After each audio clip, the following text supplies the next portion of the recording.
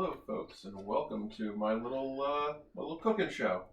My name's Jeremiah. I'm the COGS Expo Tzar, the Food and Beverage Director, and a board member. Lots of hats. Today we're going to be doing some recipes. Some are going to be very simple, and some are going to be, intermediate. I want to make sure this was something that everyone can do at home. I didn't want to give you something too complicated, something you might not have ingredients for, aside from matcha, which you may have to pick up if you want to do the matcha dalgona. Speaking of which, we're going to start off with that today. So the dalgona is a very popular coffee drink. I've seen a lot of variations, but today we're going to be doing a matcha one, a green tea one. This will be my first time making it, so we're going to come along for a little ride. So we're going to begin with a cup of heavy whipping cream, which we're going to place into a mixing bowl or a stand mixer. I have a stand mixer. You can do this at home, a little handheld one. We're going to put a quarter cup of sugar in. This is granulated sugar. And then we're going to place 1 tablespoon of matcha. You can use any type of matcha. Culinary grade is honestly your best bet. It's the cheapest one. It's going to taste just as good if you have a high quality matcha. So do not break the bank just to get yourself some matcha for cooking.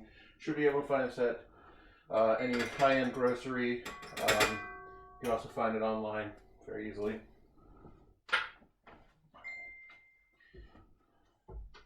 So we're going to whip this till we have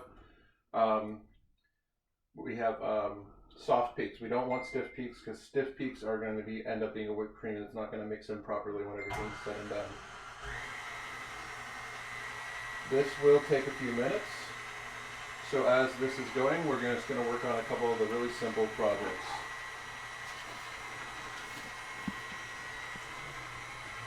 So one of the things you can make that'll be a fun long-term experience is a sugar infused with tea flavoring. So I've got two different teas here. You're going to take a cup of sugar. I'm just going to place it in a bowl. I'm going to take 1 tablespoon of loose leaf tea. I've got a lovely blueberry crumble tea. You want to show that off real quick? Okay. So that's going to go in. I'm going to use a spoon. And I'm going to make sure this is nice and incorporated. Now this, like I said, this is a long-term thing. So your tea and your sugar are going to sit for a minimum of a week. You're going to want to really honestly let it go maybe a month. And what's going to happen is that flavor, that tea flavor, is going to seep back in to your sugar. And then when you're all said and done, you can actually just take a sifter and sift all the sugar out. Your tea leaves, since they are nice and whole, will stay. And you'll actually be able to brew that tea afterwards. So you're not wasting the tea. So put it into a jar like this. Then every day or so, obviously you put a lid on it. Every day or so you can mix it up, or you can open it up. Take your spoon, you leave the room like this. Just stir up. You want to make sure your sugar is well incorporated in there.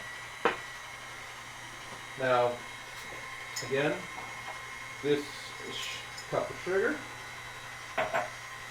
We've got a nice black and green jasmine tea.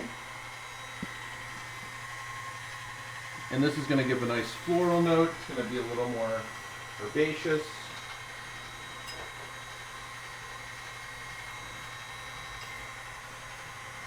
See.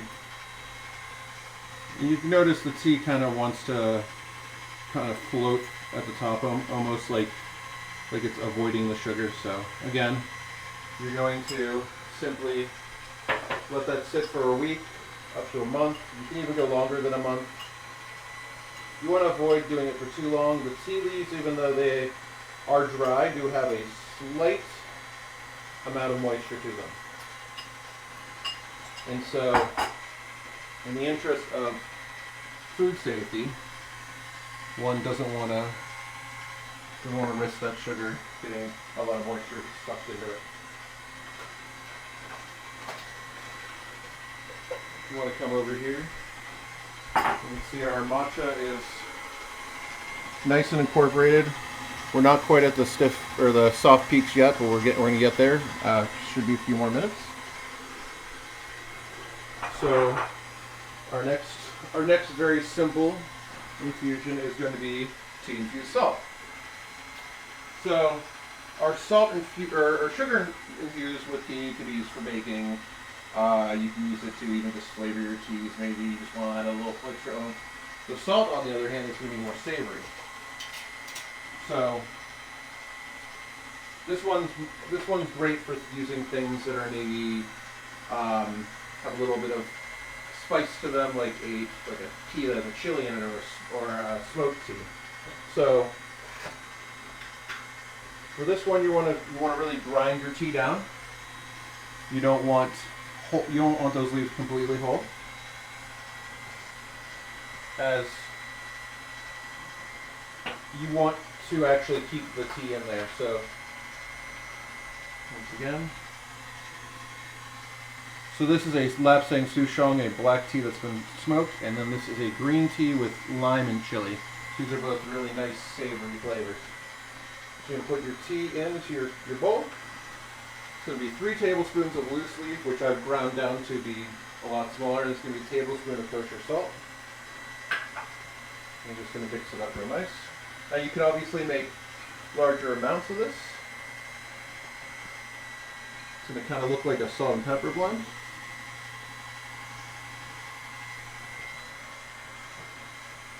But this, like I said, you're going to want to, you put this on fish, on chicken, things like that, and use it as a dry rub or dry brine for like your steak. Again, put it in a container, keep it airtight, and then we have our green tea with lime and chili. You see the massive color difference between the two. Yes. We're just about there with our dalgona. So you would grab a glass. You would fill it up about a third of the way with milk and then ice. So I already have my milk and ice.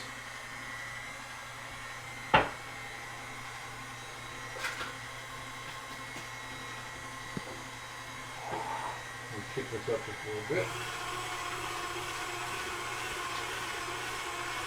And you can use, again, with the sugars and the salt, you can use any kind of tea you like. If you want to make a sweeter salt, you absolutely can. You can put that on things like fresh fruits, watermelon, etc. Or you can use it to sprinkle over top of ice cream, that give that sweet and salty flavor. So you want to come over here. We're just about there. Looks just kind of like a butter, a very soft butter consistency. So we're gonna kick that up just a little bit. Get some real nice air into that, and then we're gonna put that over top.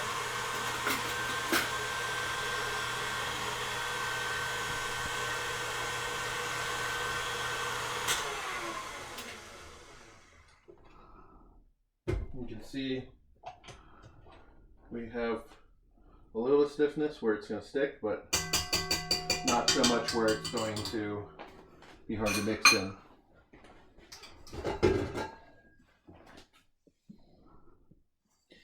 So we're going to scoop that over top. We're looking to really fill the glass. Nice presentation, also a lot of flavor.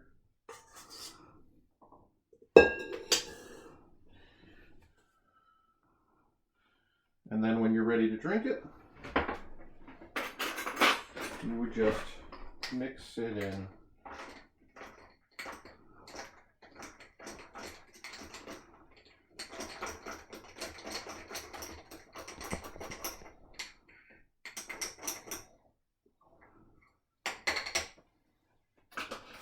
And there you have a matcha dalgona. Gonna give it a taste. That's good. It's very sweet.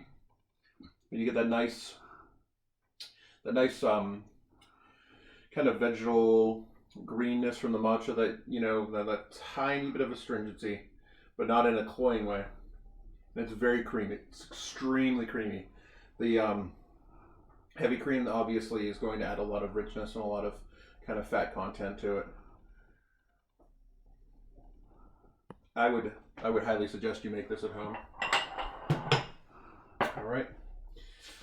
So real quick, we're gonna scoop this into a bowl. Because we're gonna need this bowl for the next one. This should make about two to three servings, depending on how big you make them. You can make them smaller. You can probably get about 4 servings out of it.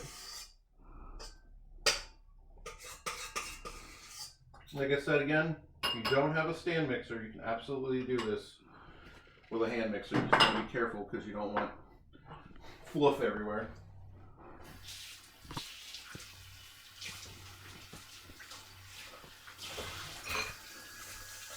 I'm going to pause.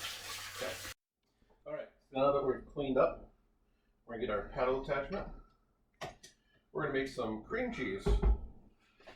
Now, the cream cheese is fun. You can do this savory or sweet, depending on what you're looking for. Today we're going to make a sweet one. We're using a cardamom and cinnamon blend. It's essentially a chai tea blend without the black tea. So it's basically the spices. So it's got ginger and clove and peppercorns and all the other stuff in it. So as with our tea salt, we've grinded in a coffee grinder, but this time we're going to take a sifter and we're going to sift out the bigger pieces, as we don't want any huge chunks. They're not going to soften. They're going to taste not very good. All right, grab my measuring spoons. So we're going to take 8 ounces of softened cream cheese. I just let this sit out at room temperature. We'll put it in our mixing bowl again. You can use a stand mixer. If you don't have a stand mixer, you don't have a mixing bowl, you could also warm this up 10-second intervals at a time in a microwave, because you want to ensure that you're not scorching it. And you can whisk it by hand. It'll be a little bit harder. It won't be quite as consistent, but it's something you can definitely do. We're going to turn that on low speed, and we're just going to break up the cream cheese. Then we're going to take two teaspoons. It's important, teaspoons, not tablespoons, of tea. And we're going to add it directly in. Now, you can use, just like we did with the salt, you can use Lapsang Souchong, smoked tea, be a nice cream cheese to put over a bagel with lox. You know, you could add capers to that. You could add pickled onions. There's a lot you can do with that. You can also use fruitier flavors. You could put in an herbal fruit blend. And if you want, you could even, instead of grinding the herbal fruit blend, you could actually just warm it up with just a slight bit of water so that it actually infuses the fruit and kind of softens it and blend it in like that. So next, we're going to put in a tablespoon of brown sugar. Now, the brown sugar is only if you're making a sweetened variation. If you were making a savory, you probably wouldn't want that. In fact, if you're making savory, you could probably put in a teaspoon of salt if you wanted to just kind of add a little bit of So we're just going to turn that just a little bit. Doesn't take very long. I'm going to turn it off. We're going to scrape the sides because we want to ensure that everything is nice and incorporated. So we're going to get that paddle cleaned off. Got our tiny spatula.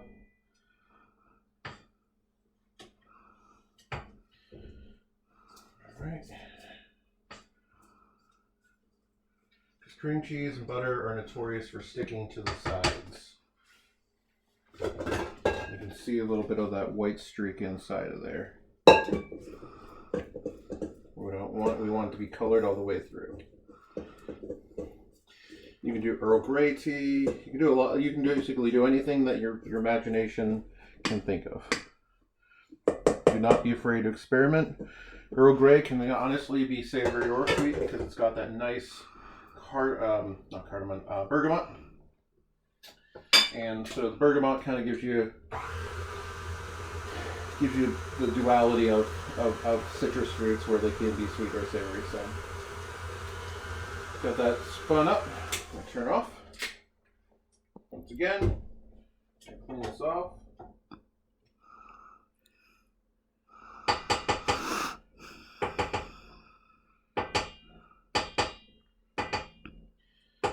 Now I'm going to take a moment to thank our sponsor, Skillshare.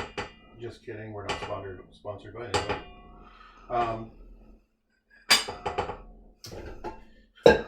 So when this is ready, you're going to grab a jar, preferably, or containers, just anything airtight. Airtight is the name of the game when it comes to a lot of these recipes. And you're just going to scoop this down. I'm just going to put it right in.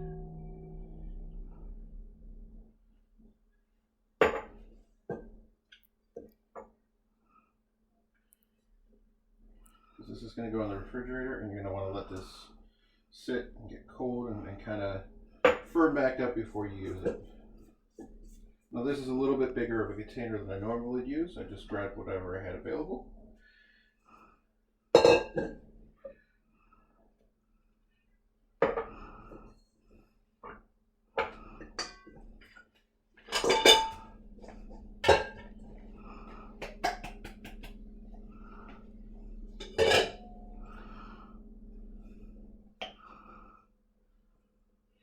You can see you have this nice consistency. So when it's done, you go to utilize it. Hold this up. We've got nice bagel that we've just spread it over top. You can see it's got a nice consistency to it. It's a little bit thicker, a little bit more viscous than a cream cheese would be, but it spreads beautifully and it tastes lovely.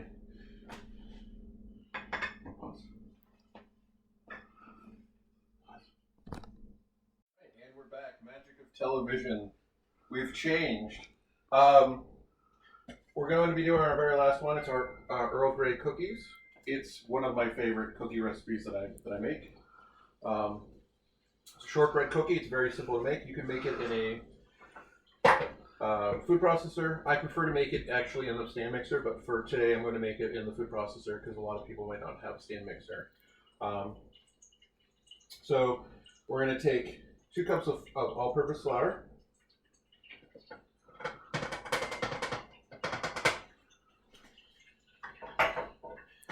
2 tablespoons of tea. So this is an Earl Grey, as we mentioned.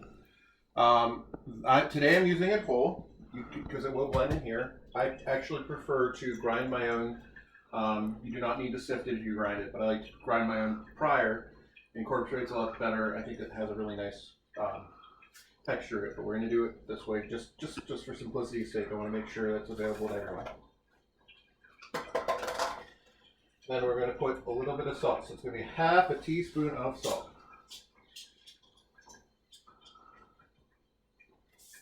Pro tip, never measure over top of what you're making. Because if you spill extra, it's in there. All right. And then we're going to pulse this to break up the tea and incorporate everything together.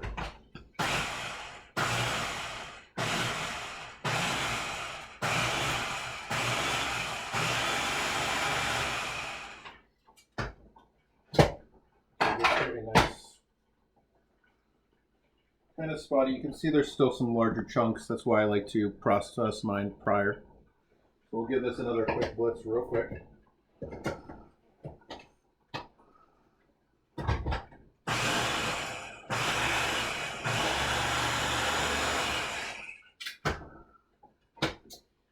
Next, we're going to add 3/4 of a cup of confectioner sugar. That's powdered sugar.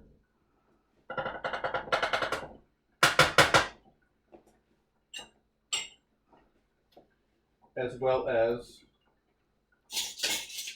1 teaspoon of pure vanilla. I prefer Madagascar vanilla because I'm snobby about my vanilla, but you can use whatever vanilla you prefer. And very lastly, grab that real quick. Very lastly, we have our butter. So you want 1 cup, which is going to be 2 sticks of softened butter. I let this sit out overnight to get it really, really soft. Now, you're going to want to break it apart and put it in. You don't want to just shove sticks in there. They will not incorporate very well. And in fact, we're going to do half at a time. So we're going to put half of our butter in. We're going to give it a quick whip. We're going to put our other half in. We want to avoid this just getting stuck to the sides of the container, especially with mine being so tall. It's very easy for the butter to get stuck. So this will prevent quite a bit of clumping.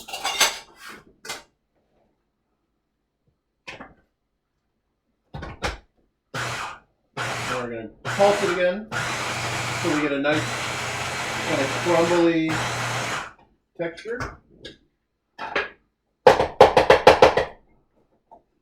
See? Now it's not fully incorporated, so what I like to do is I like to take a spatula and just kind of mix it up real gently.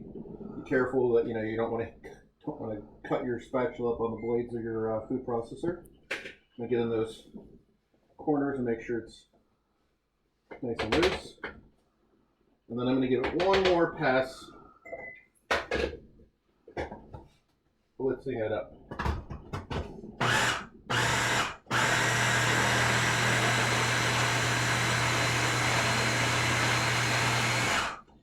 All right. Once that is done, then you're going to roll it out on some plastic wrap. We got our giant fancy restaurant grade one. Take the blade out.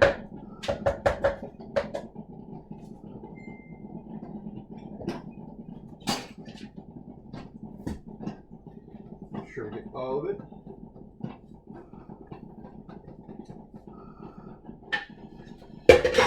Now this should go without saying, but make sure you have clean hands when you're doing this.